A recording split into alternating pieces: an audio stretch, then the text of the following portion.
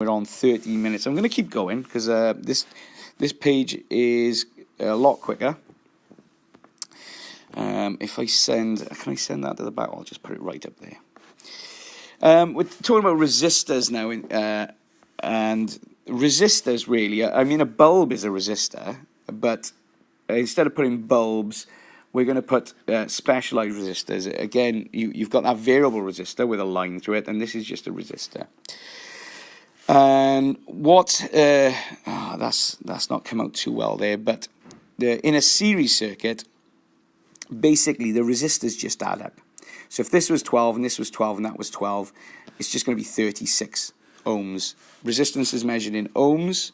Does it tell us that anywhere on this? If it doesn't, then I need to update it, because that is quite an important thing. Okay, so it kind of tells us ohms there, but it doesn't really tell us this. So, I mean, yeah, I may need to update this. But basically, resistance adds up in a series circuit, and then for a parallel circuit, we need to use this formula. We need to use this formula. So if there's an example there, if this is 3, that's 6, and that's 9. 1 over RT, or total resistance, equals 1 over 3, 1 over 6, 1 over 9, and the sum of that, really. Now, a lot of mistakes are made because once we do that in the calculator, and there's a way we can do that in the calculator, the answer is usually given as 1 over R equals that. But what students forget to do is inverse that again, okay? And then we come up with R to be 1.64 ohms there. So we just got to watch that, and again, I'll talk through it in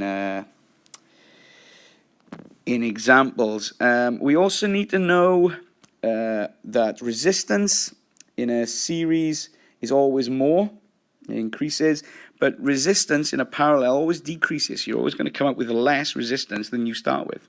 And that is the good thing about parallel circuits. That's why the bulbs don't get dimmer in a parallel circuit. That's why it's the most used circuit. By the way, I think I forgot to address before that the bulb, if a bulb breaks in a parallel circuit, the other branches can still carry the current, so the other bulbs will still work.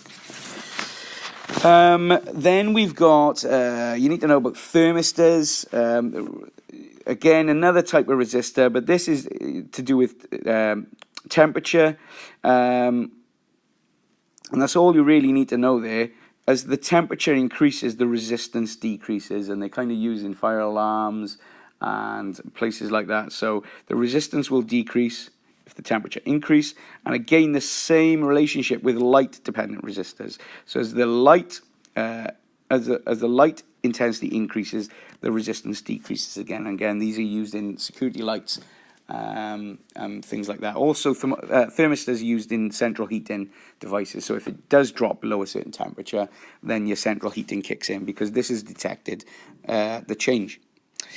And then we've got these two equations, which is energy over power times time.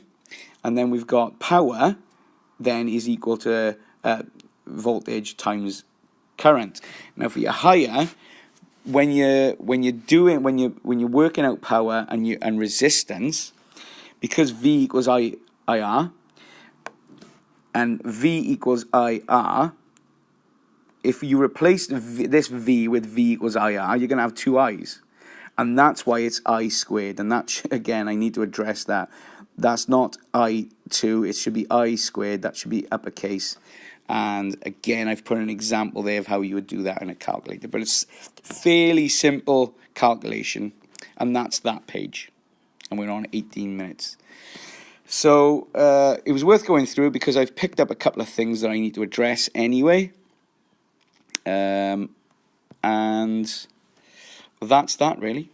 So have fun.